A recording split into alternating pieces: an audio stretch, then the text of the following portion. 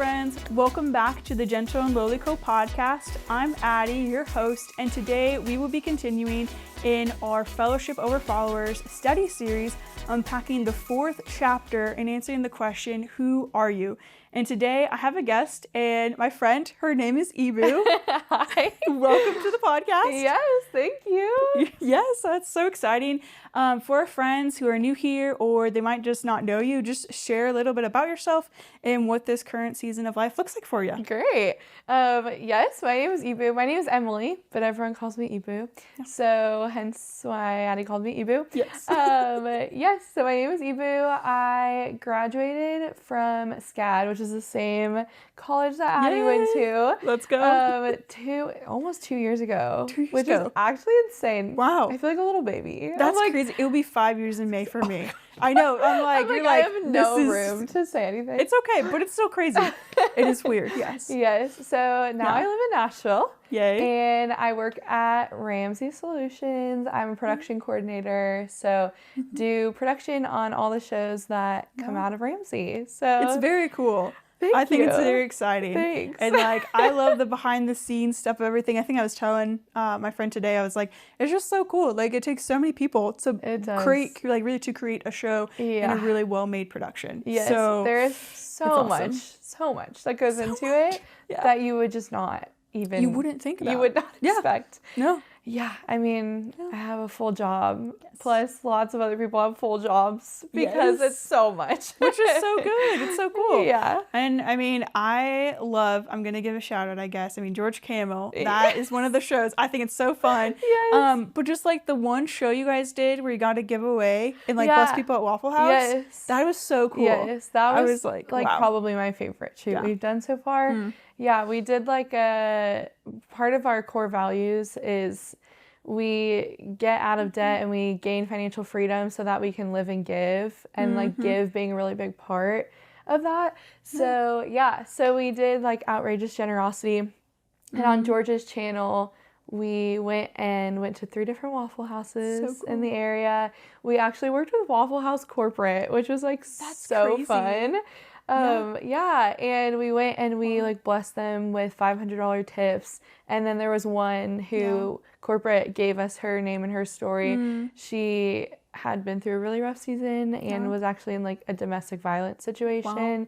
And we gave her, I think it was like $2,000. Yeah. And I mean, sounds tears. Right. And the thing is like, it's not about us, you know, like it's not to be like, look what we did. And I think that was a really big conversation before we did it. It was like, how do we do this without looking like this is just like for PR? Because that's not the heart behind it. But getting to be there when those people like got blessed and also like building relationships with them was so fun. Yeah. But, and you like get to see people's lives change. Yes. And like that is crazy and so exciting. And like, I mean, I'm not going to jump into our topic right away, but like that is literally what the gospel does. And like, that's what this podcast is all about.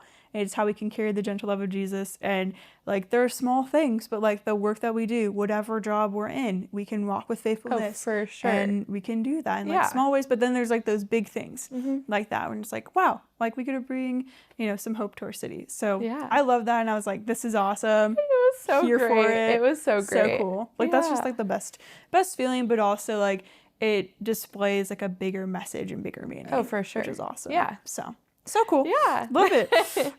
But yeah, I do want to mention, I guess, so we did go to SCAD and that was awesome. But you also shot the wedding of one of my best friends, Haley. So like we have all these connections. It's so random. I like came to your church for a little bit. Yeah. And then we just like kept in contact. Yeah. And so many random. And God had like a different place for you guys to go. Yeah. But I was like, it was so funny. Like I remember, I'm like, oh, they are just like freshmen who are in. And it is so cool.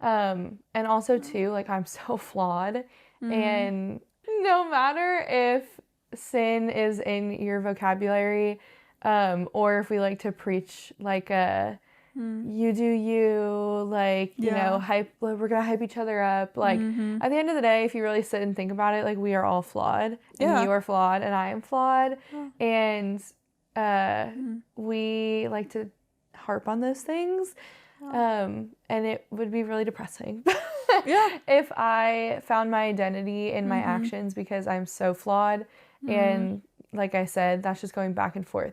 I did this good thing, I'm great. I did this bad thing, I'm horrible. Like, I did this, it's never going to measure, the scale's always going to be down. Right. Honestly, and also, like, how is that, what is the ultimate truth about who you are if it's always going back and forth, you know? Like, not being rooted in truth, it's anxiety-inducing, it's depressing, it's debilitating at times, it can be toxic, like... we all fall into it, but I think being grounded in the overall truth that evens everything out, if that makes sense. I'm like trying to think of the word for what I'm trying to say, but he calms everything. He makes it even. Like, he doesn't say yes and then do no, you know? Like, he's trustworthy, he's dependable, and his attributes, if we find our identity in him, they spill into our lives. Absolutely. I couldn't find words. It's okay. But hopefully that made sense. We're going to pray that it hits someone right where they're at. It makes sense to them.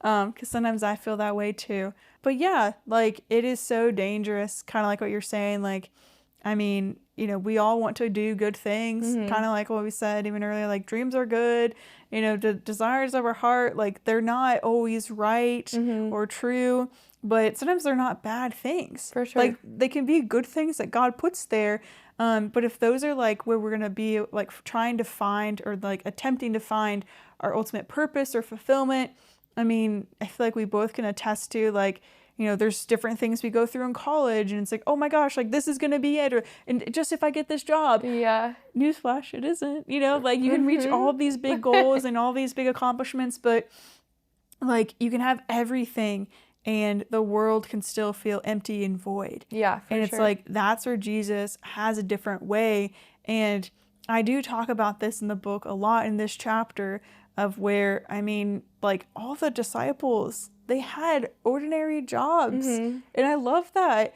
and they, like, sought after Jesus, and they risked it all, you know, especially their lives later on, but, like, they didn't really have anything glamorous about themselves, and they just wanted a life that was following him and knew him, because they're like, oh, we think he's this guy, and the Messiah who's to come. But it's so interesting, like, you know, they just were living life and, you know, being faithful to what they knew. And, you know, we do also see their sin and their weaknesses, and we see how Jesus, like, met them in that too. But yeah, I think if, like, there's that temptation, you know, just following, or like, oh, if I get the next thing or the next thing, like, that's going to fulfill me. And it's like, well, we can get everything, and, like, there's always going to be something else. But is Jesus, like, the ultimate source of your contentment and your peace? And, like, that's a hard thing to find. It genuinely is, because, I mean, it takes, like, a daily repentance and a daily, like, going to the Lord of, like, hey, you know, I'm tired, or, like, I'm feeling this way, or, like, I don't know if I can do this again today. And dying to ourselves is not easy. But he gives us grace and strength to get through the day and renews us. I mean, you even talked about that maybe earlier, just, like, renewing your mind. And so it's a daily practice, a daily dying to ourselves. And, like, I think, it starts with Jesus, and it's going to take time. Like, it's a continual process. For sure. Which isn't a perfect answer. And that's okay, though, too. But yeah, it's like, that's, like, the beautiful thing, though, of following Jesus, is that, you know, it ebbs and flows, and he's going to meet us wherever we're at. And that's why it's great. Love it. So, EBU, do you have any final thoughts or any final last words of encouragement for people listening? Well, I think I would encourage, with what's been encouraging me, that, like, if the season of your life that you're in doesn't look like what you thought it was going to look like, it gets okay. Like, we talked about this, but it's okay, and the Lord has something great for you, and the Lord is also doing something great in you, regardless of whether or not you can see it. And also, he wants to hear from you. Like, that is super big for me right now, that you don't have to have it all together. And you know what? If you've been in church for any amount of time, like, you've heard this. But understanding and meditating on the fact that, like, you actually don't have to have it together. Like, you can actually just go to him and be like, this is not how I wanted this to go. Right. Or this is not how I expected my life to be right now. Or I don't understand why you're giving everyone else this and you're not giving it me. It feels like X, Y, Z. You don't have to filter yourself. And that is like where true companionship with the Lord comes. And through true companionship with the Lord comes other good things. But that's where it starts. So, yeah. I don't know if that's super pertinent to what we were talking about, but it's pertinent to me. No, so. I think that's a really good word of encouragement just for our friends watching or listening. I mean, just like that honest conversation with the Lord. I mean, because he does want to know what's on your heart, and like we can trust him with everything. I mean, that's why I'm like, yes, he is my deepest friend. Like, he's my truest friend. I mean, my friends, my true friends know me pretty well, but he knows me so much better. For sure. And so even if, like, my friends don't totally get it right, I'm like, oh, that's not really what I was looking for. Okay, well, I can go to him, but I can go to him first. And he can meet me in, you know, whatever situation that I'm in and however I'm feeling. And, like, that's just such a gift that we have, especially, like, being, like, you know, probably new covenant Christians. Like, we have the Holy Spirit and that communicator and that encouragement. And so I think that's such a good encouragement for our friends and for both of us to continuing to practice. Yeah. It's a daily thing that we need. Yeah. I think that's great. Amazing. Yay. So, EBU, I'm just so thankful, you know, for you, Thank you. And just your creativity and just so much fun that you get to have. I mean, it's just really fun just getting to see people living their lives for the Lord, but also living full lives. I think there's something to be said about that. And so, yeah, I'm just thankful for your time. Yeah, I'm thankful for you. Thanks for making my night super interesting. Oh, yeah, this is good. I'm so glad. Thanks for coming to visit and chat. I love it. So much fun. Definitely will come back to Nashville. Yes, hopefully please soon. So cool.